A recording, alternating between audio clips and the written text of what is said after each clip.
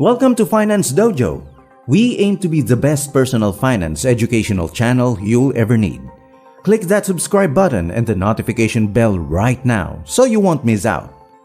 Today, let's talk about how to avoid falling into financial traps when you're in your 30s. So when you're in your 30s and 40s, you begin to adjust your priorities. When you no longer have to keep track of the days until your next paycheck, you're making more money. It's time to get serious about preparing for the future of your finances. Because you've never had to do anything before, it's simple to put off doing it. It's as if there was no point to it. Let's take a look at some of the factors that might come in the way of you accomplishing your goal, which you might not even notice. Don't let your newfound wealth be squandered by societal commitments. If you want to escape these 6 money traps, I've been through them all myself. The first is purchasing a vehicle that is out of your price range. There were a lot of wonderful years when I was able to make $83,000 in investments. I recently decided to purchase a Jaguar. What am I supposed to say? I've driven a Volkswagen and a Harley. I purchased a Jag and drove it around town because it made me feel so fantastic. It took me approximately 2 weeks to realize that no one cared that much about my expensive automobile.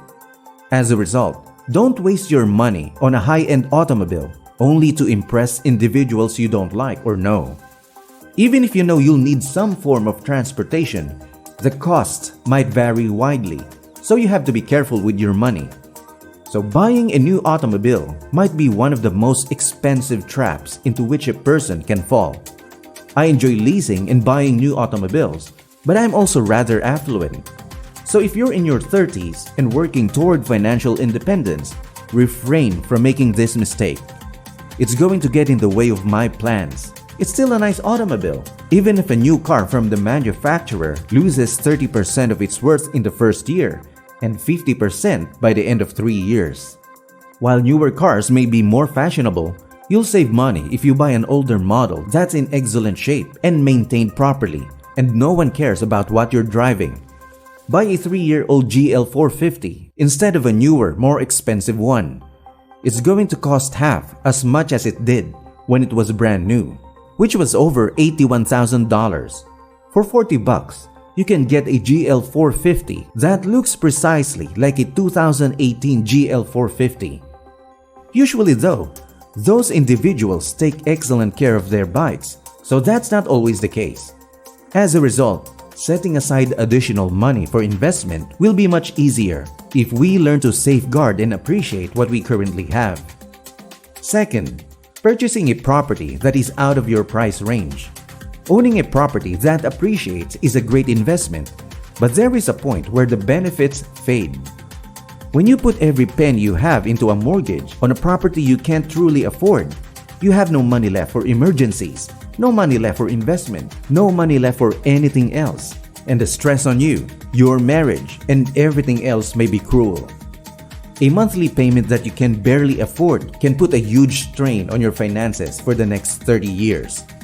Instead, it would be a better idea to keep an eye on the local real estate market and buy when you find a property in a desirable location for a reasonable price. To put it another way, spend some time hunting for a Rule 1 deal on a home. Isn't it true that people get into financial difficulties? People who just cannot afford that magnificent house may be forced to sell it, and you may be able to get it at a bargain. Look for properties on the outskirts of a rapidly improving area. These houses will be in the heart of a fantastic neighborhood in a few years. Look for houses that are on the verge of becoming something better. Go out and locate something on sale. Third, overspending on entertainment. We all do it, despite the fact that paying for a house and a car are the 2 greatest monthly expenses. You'd be surprised at the impact that even minor costs may have. When you were a student, dining out meant going to the inexpensive pizza business down the block or rushing over to Chipotle. You're considering increasing your spending now that you have more disposable money, but that doesn't mean you have to or should. Everyone makes a little fun now and then, but you should still set aside money for it. Give yourself a little leeway to spend on things you want to do, but keep it under control. And you'll appreciate going out and doing that thing you want to do, even more for the effort you put in to stay under your budget. Some folks I know just put their restaurant money in an envelope at the beginning of the month, withdraw it from the bank, and stop going out when the envelopes are empty.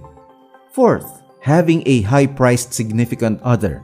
Even if you're the master of your finances, others may have a history of standing in the way of your financial goals in a major way.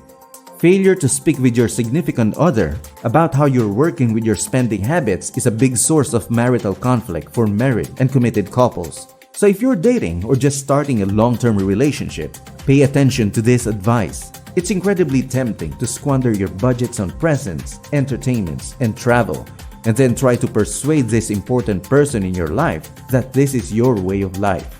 So you'll be startled if you marry them while they're living that way. So don't allow too many weekend vacations to rob you of your opportunity to show who you're going to be in the future. Guys, you already know how to accomplish this, so be very explicit about your expectations right from the start.